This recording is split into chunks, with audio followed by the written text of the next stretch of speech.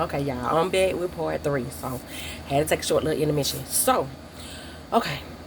So, I've had the dreams. Mind you, I'm like in 10th, 11th grade. But before all of this, like I said, I've always felt something because me sitting there, it was like something would freeze me and that room would just be moving. And it was like time was stopping. And I kept saying, how am I experiencing this? And like I said, that went on for years. And after I saw that on the thing, a wizard or a sorcerer who foretells the future through the dead, I'm like, Lord, what is this? So I went through, like I said, I went through a lot of different phases growing up, and we all do. And, I went through a little depression and worrying a lot and, just going through the motions, which I'll soon get to. But I got on up and I graduated from high school with honors. And I wanted to be a nurse. But I ended up wanting to take a break. But my dad was a pushy guy, military. He wanted me to go ahead and hurry up and go back to school. So I was like, okay, I'm not going to get a break. So I just took up a trade. So I took up a medical assistant just to get him off my back. Like, I'll take a course. So as I'm going through this, like I said, I'm having these dreams, but I'm not understanding those dreams. I can't really pinpoint what they were, but I knew they was crazy. I do remember one particular one where I came home and I was tired and I took a nap. I instantly fell asleep. I remember being very tired. I instantly fell asleep. And in this dream, I remember my brother getting shot. But the whole room was white. It was like always we was on stage, like the stage setup or something. Whole room was white, but I'm running. And the more I ran towards him to get to him, I couldn't reach him. And I kept saying, what is this? And I'm just screaming, but it's like nobody's hearing me. Nobody's there. It's just me. But I know he's shot in the head because I could see that. But it's like the more I ran, I couldn't get to him. So in the dream, I go and I finally get to him. But as I get to him, I stop in my tracks because he starts to instantly be covered with tarantulas. Just tarantulas everywhere. And I began to kind of freak out. And then I woke up. As I'm waking up, he's walking in the door of the house. And at this time, my room was in the front. So he's bypassing my room.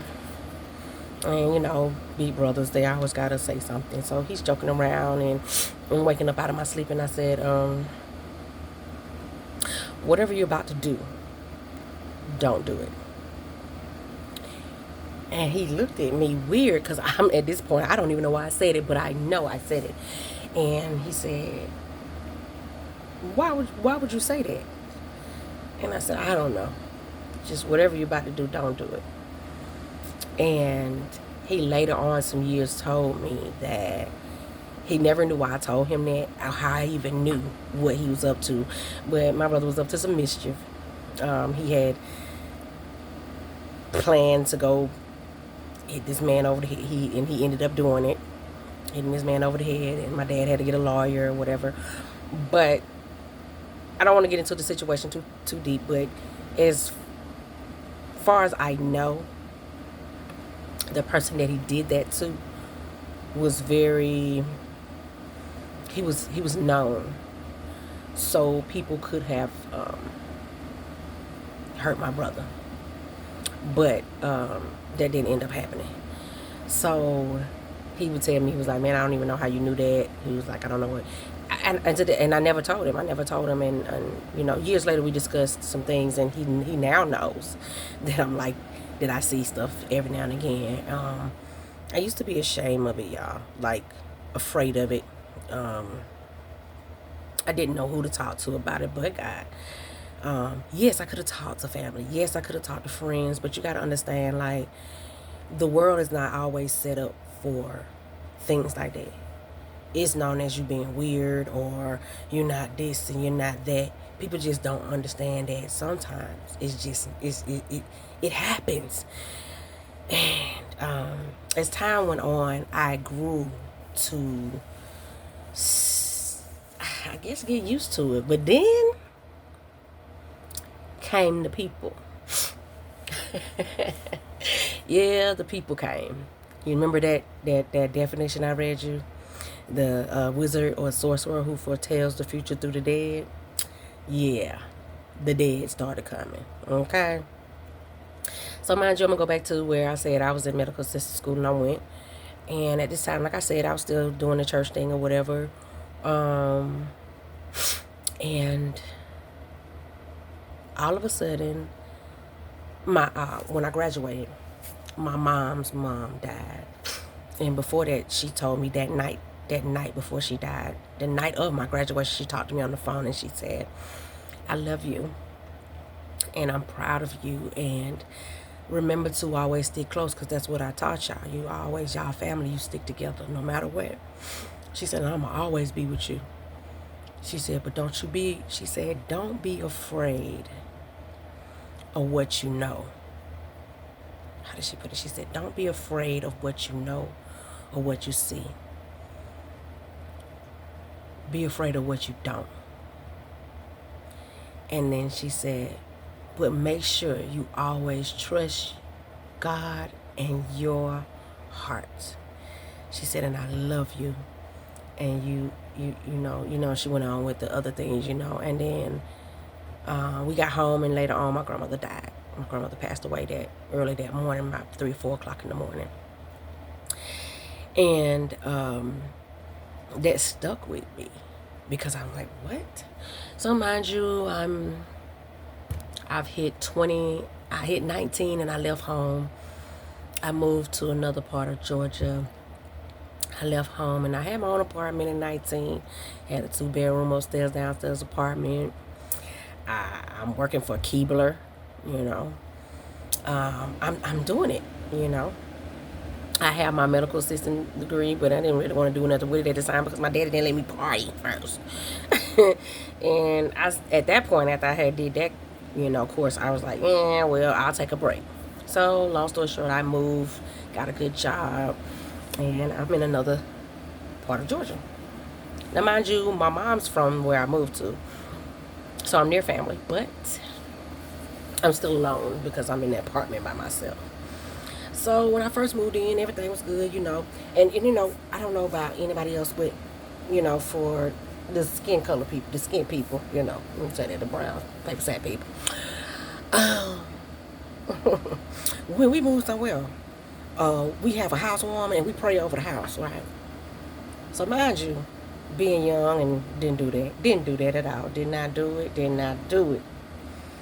So like I said, I eventually had been there some months and time had went by. And as I'm there, just started seeing little things and seeing. And I remember getting really depressed. And like I said, I had struggles with depression at the time because some things that happened to me when I was younger. And I still was mourning the loss of my grandmother and some other people that died in my family from tragic deaths. Just random things, and I was just going through life being a young kid. And I was mainly going through some things about what was going on in my own house with my parents. And when I moved into my apartment, like I said, some months went by, and then I started feeling just depressed. So in this particular apartment, in my other bedroom that I had in my apartment, it just had a regular doorknob. You just turn and you go in. But in the one that I was in, which was right by the bathroom, it had the same thing. But inside, if you were inside of the bedroom, it was a latch. I guess, for whatever reason, whoever stayed there before had a latch, and the people just didn't double charge it. So, it had a latch that you could lock. Also, lock the door. So, I was like, okay, kind of cool, because maybe if I got company one time and I want to be private, I don't want them to just bust in on me, I'll latch this and lock it. Or because I was single and I was there by myself for protection when I'm in my bedroom, I was locking it, So I didn't think none of it, didn't bother it, just left it where it was. So I was depressed. and crying. And this particular day, I was up and I was sitting on the bed, and where I was, my window was behind my bed, and so I had to open up the blinds because the sun was coming through. Let the sun come through, and I looked up and my grandma was there, and she said, "You get up now." She said, "I told you, trust in you, and whether it is you trust in God." She said, "But I want you to get up right now, and you go open that door and you go out of here, and you live." And I'm like, but she's standing there, y'all. I ain't lying. I wasn't asleep, and no, I wasn't gonna smoke no weed either. I was not hallucinating. Mind you, I know she's gone, but she had on this white dress that she would always wear when they would have a mothers, when the mothers of the church have a day, and they sit over there and they have on they all white and they hats and stuff with the curls. She didn't have a hat on, but she had the pretty white dress on, and her hair was curled so pretty. And my grandma was she was beautiful, and she was standing there, and it wasn't no dream silhouette type stuff like, oh, she's standing. No, she was standing there. She said, "You get up right now." She was talking to me as she would talk to me if she was really there. And I'm tripping because I'm like, okay, yeah, I'm tripping because I'm already depressed. I'm already feeling like I got all this other stuff on my mind and going on.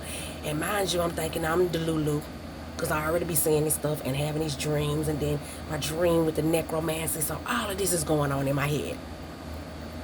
So I'm just like, whoa, what is this about? So I think, y'all, I'm trying to fast forward because I got so much. So after that incident, some time went on, and then one of my cousins who's down there, she's my age, we're the same age, and we grew up in church together. And so we're close. And she's like, she needs somewhere to go. So I was like, I already need a room, and you can come stay with me. So mind you, she's staying in her room or whatever. So she's talking to, she had a boyfriend at the time. And I don't have a boyfriend, but she had her company. So I told her, I said, okay, well, I'm going to go in my room out, and I latched my door. I latched it, okay? So mind you, this is a normal night because we finna get up and, go to, well, this particular, I didn't have to go to work because I think it was like finna be the weekend. It was like that Saturday. So I went in my room and I lay down, it was bedtime. So she did too. She do her own thing. I think particularly, So when I got in the bed, y'all ever felt where somebody come at the edge of the bed? You laying in your bed, but they kind of brush the edge of the end of the bed or the edge of the end of the bed, but you can kind of feel it, but it ain't no way to move the bed, but you kind of feel it a little bit. So I was weirded out about it. So I'm one of the people that sleep with the cover up like this, So I'm like, okay, that's weird. So, mind you, my first mind, because my grandma always said, listen to it. And my first mind said, don't open your eyes. Ooh.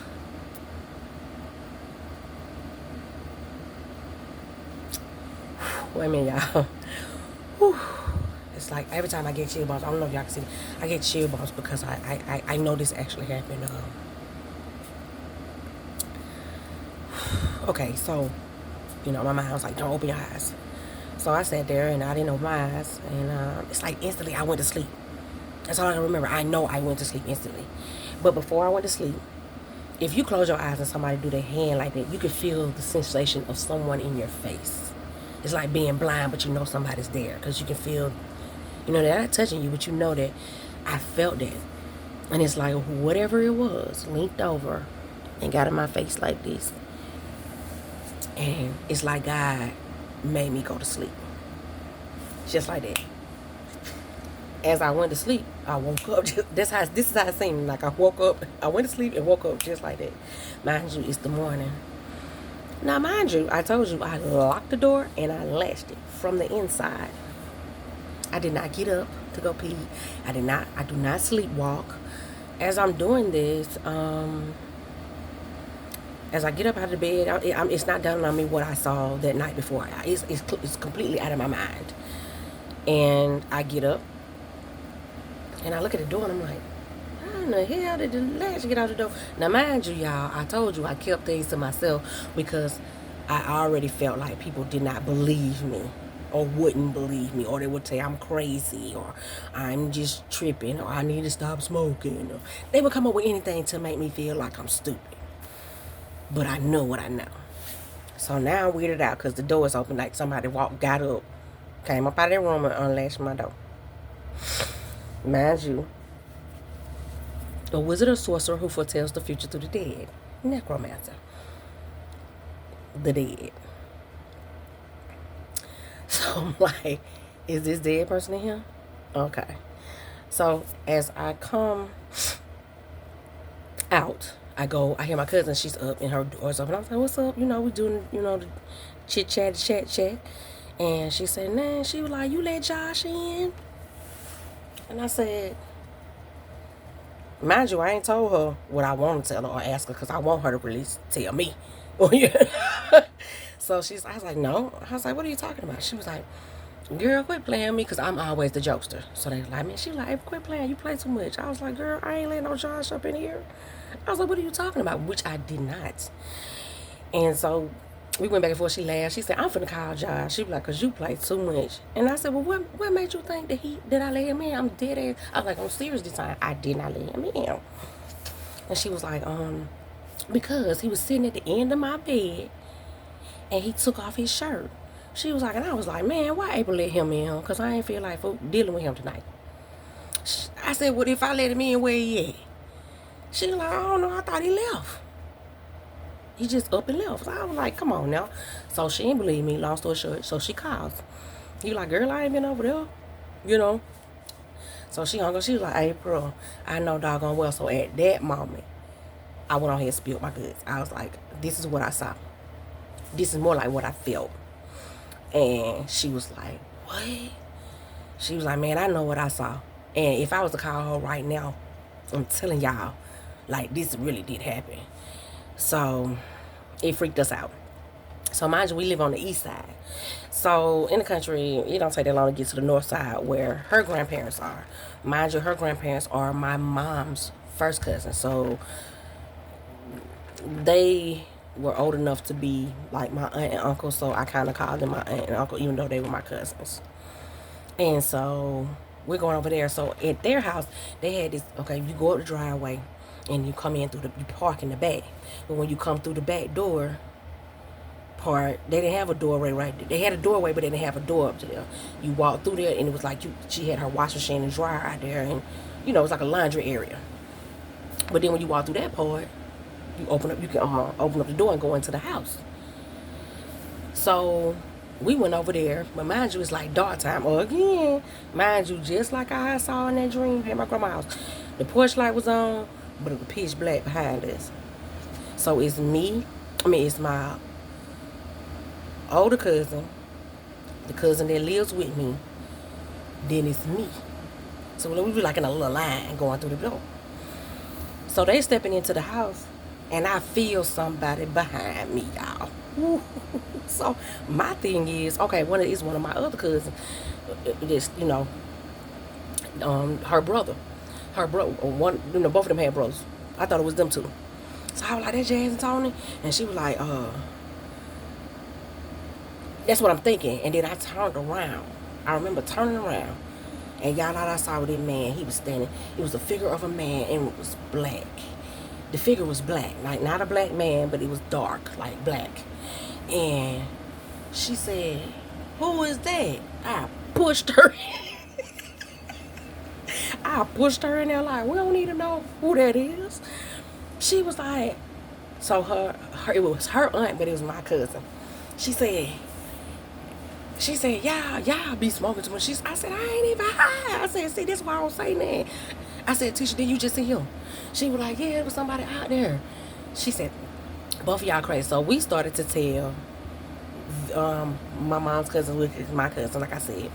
And I said, Aunt Kat, I said, I'm telling you what we saw. So she was like, calm down, let me tell you. Now, mind you, they are ministers. Okay. So she said, that God is, if you believe in God, you got to know that the devil is real too. She's like, y'all didn't pray over the apartment when you moved in there. I said, no, ma'am, I didn't.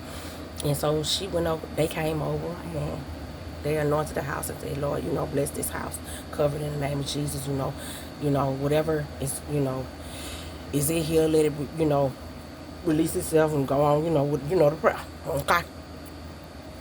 So at this time, y'all, I don't even want to stay in there.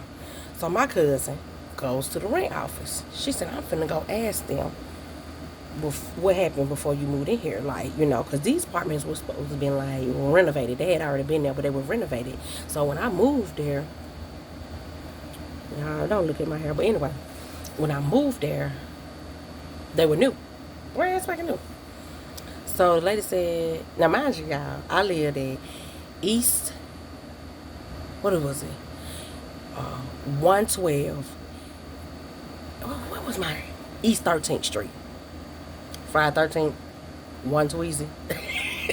Oh no, just that was my apartment number. Apartment 112, okay? 112 East 13th Street, apartment 112. Now, she said, when she came back, she said, girl, do you not know? She said the man who used to live in this apartment before they renovated him, he committed suicide. He hung himself.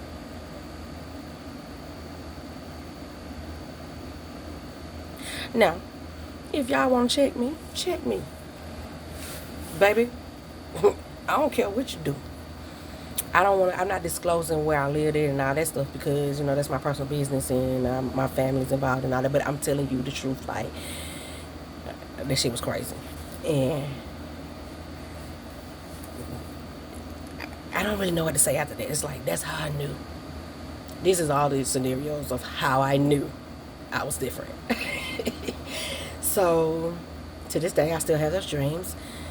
To this day, I still, I go through this. I don't even know what to say, y'all. I just know that I know I'm different, and it's okay to be different. It's okay to not be embarrassed by things to be your truth. People ask me, do you believe in ghosts? Yes, and do. Have you seen? Yes.